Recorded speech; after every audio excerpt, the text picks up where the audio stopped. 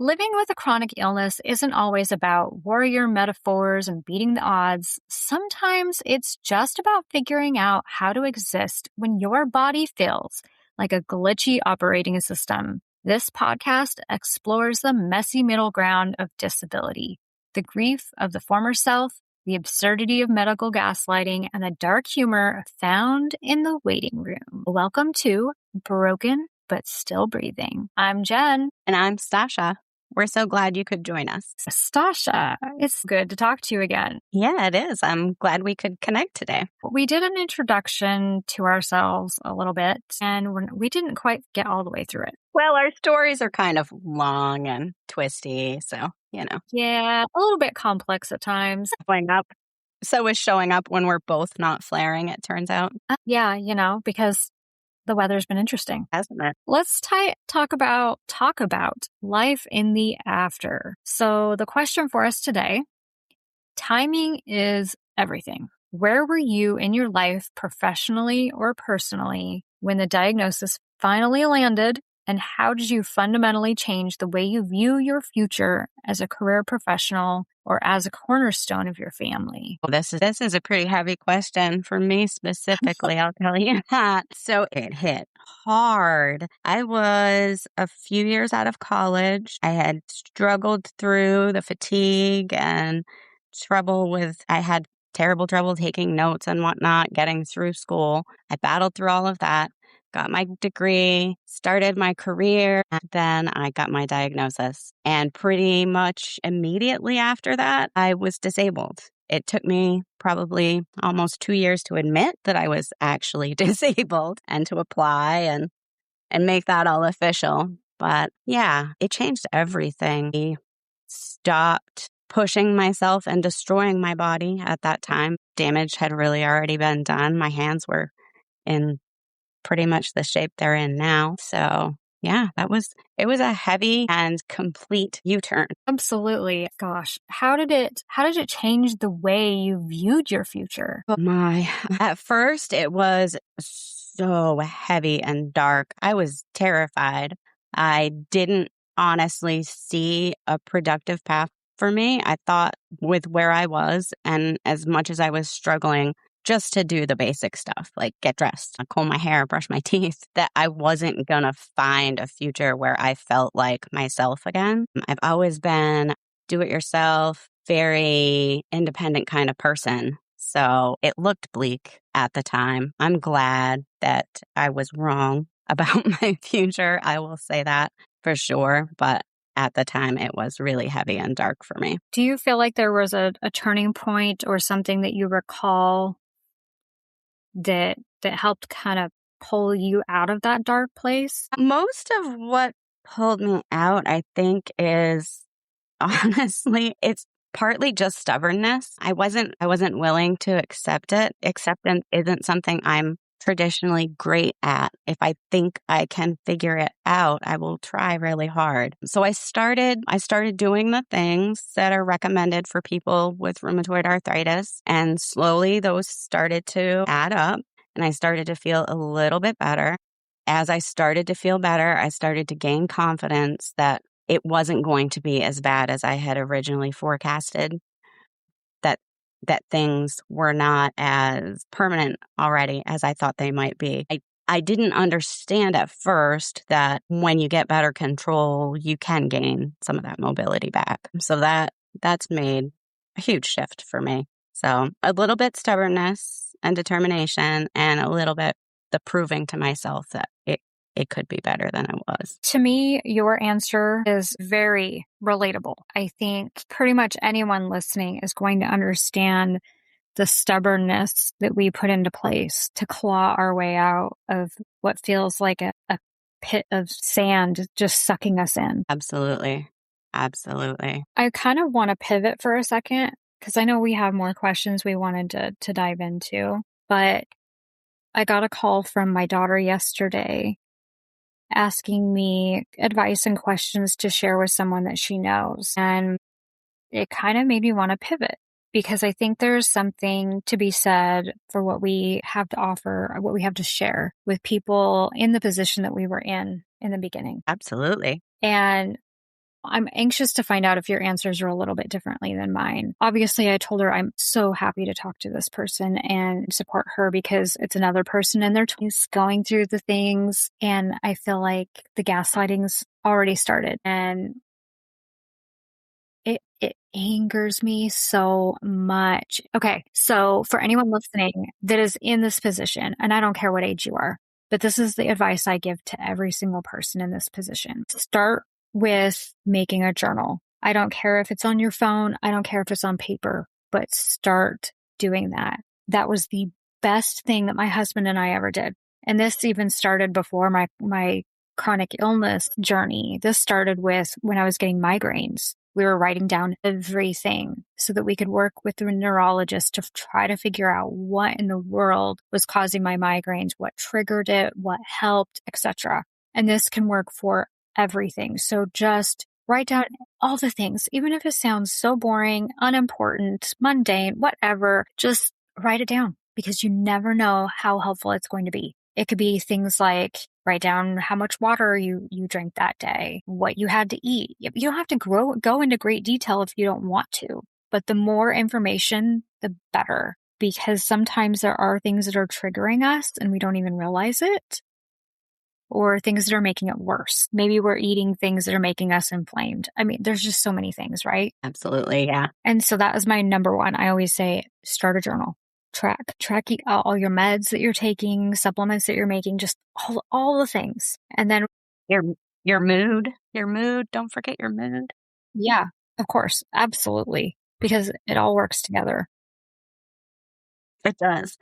And then my second thing I always say is if you are not comfortable being the one advocating and standing up for yourself, take someone with you. Even if you are comfortable, sometimes just take someone with you anyway. I think having that person there to help fight for you and stand up and have it be a really strong person, not anyone that's passive and going to let themselves be run over. I'm glad that I did that. I'm really glad that I did that because yes, I stand up and I ask all the questions now. Yes, I stand up for myself now. But back then, I remember my first appointment with the rheumatologist and he was about to send me out of his office because he didn't get all the stuff he asked for from my family physician.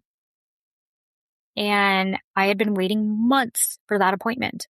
I broke down in tears. And it wasn't like it was a game trying to get him to keep me there inside with me.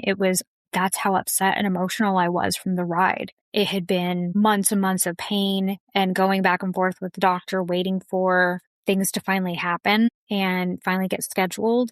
And then to get in there and him be like, oh, well, I don't have all the blood work and all the stuff I asked for. No. If it was now, I would say, okay, let's do the blood work again. That's not going to hurt anything. Yeah. So, but yeah, have somebody there with you. And it's not even just someone to stand up for you. It's someone to also be that second set of ears because sometimes we forget things or sometimes there's so much information. Even ask the second person to write stuff down for you. Yeah. So those are definitely my top two things for someone going down the rabbit hole of getting a diagnosis or have someone that's just gotten a diagnosis. Do you have anything you would add to that? Yes, I do. Those are definitely two of my top answers for sure. If it wasn't for tracking my symptoms and keeping a symptom journal and being really assertive with my doctors, I would not have gotten diagnosed when I did. I would have had some unnecessary surgeries first, actually. And that's when they would have seen the RA finally, but that's not something I needed to go through. So on top of those, something that I'm going to say that some doctors are going to get really frustrated with perhaps is just because you do indeed have anxiety and you are indeed overweight does not mean that there is not something else also wrong with you. I have talked to so many people and been this person that were dismissed over and over and over again because, oh, you're just tired. You're just not feeling great about your life. You're anxious. It's the stress. And those things are true. Like, we're all anxious. None of us sleep great. Like, that's kind of the American lifestyle at this point, right?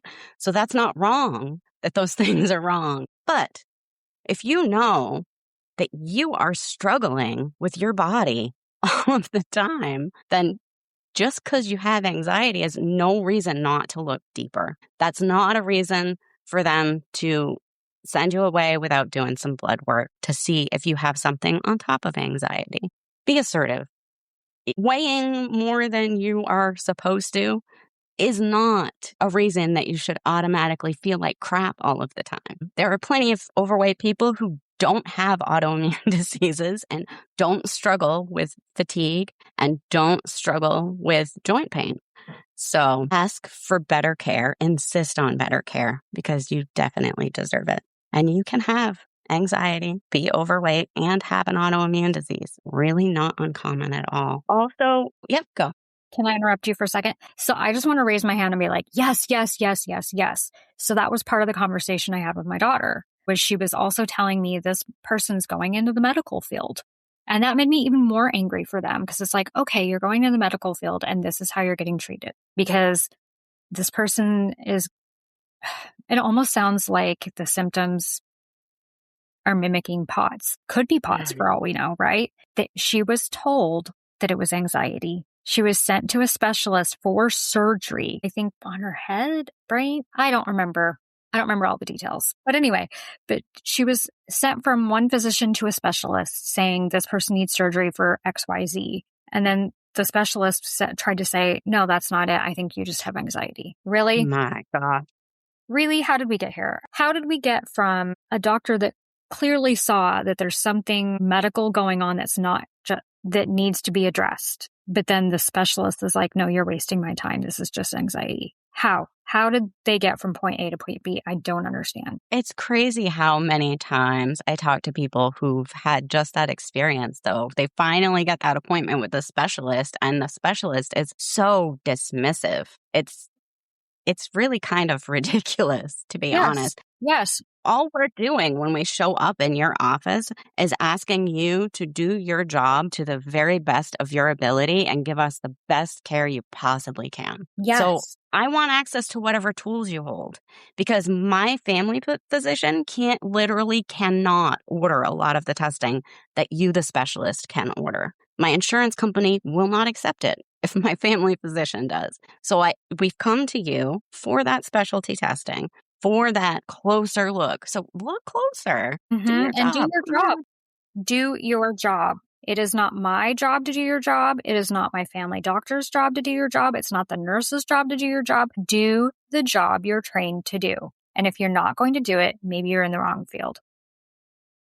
Absolutely. I've been seeing this happen even with my mother-in-law, and I'm to the point where I feel like maybe I need to go with her to every single appointment, every single stinking appointment, because she comes home and tells me what is said to her or what she's waiting on. And I'm like, okay, so we're going to wait another 6 months. She's currently still waiting to get into physical therapy. And it's been, I think, 2 months now. That's so ridiculous. It is ridiculous. Like, physical therapy, that should be easy. That should be, oh, okay, let's get you scheduled next week. It should be. But on the list of things that are broken and still breathing, albeit maybe barely, is our medical system. Like, seriously, the wait times, the number of patients they have to see in a day. Like, it's not like I don't feel for these folks, the physical therapists, the doctors. I know that they're all strapped for time. I know that they're being asked to see more patients than they have time to see. They don't have the time to do everything they would like to do. But I also feel like they're the ones who are probably in the best position to change the way that that's happening in the system. To say, no, I'm not seeing that many patients a day. I have to give them more attention than this, you know? And I have run into doctors who stand their ground and do that. So I know it's possible within this system. I cannot agree more. It's beyond frustrating. And I could easily take us down a deep dive of, well, all of this instead of the reason why we're here. But at the end of the day, the reason why we're here is to help people. So I guess we're still on topic, right? Yes, we absolutely are. Definitely. You have to advocate for yourself, and you have to do that with an understanding of what it is you're up against. I mean, if you don't understand the roadblocks that you're going to face, you're not going to be able to successfully navigate them. And that's what I want to help people do. And that is what you are doing. You are helping people. The next episode, we're going to cover the daily spoon audit. I like What do you it. think? I Okay. like it. Great idea. Yes. Thank you for joining us. It was such a pleasure for us to hopefully answer some important questions or help you feel heard and seen because you are. Your feelings are valid. Your body, what it's dealing with, it's all valid. Hopefully you understand that from what we've had to say. We appreciate your time and we hope that you come back for the next one. Right, Stasha? We sure do. Thanks for joining us. All right. Bye-bye. See you next time.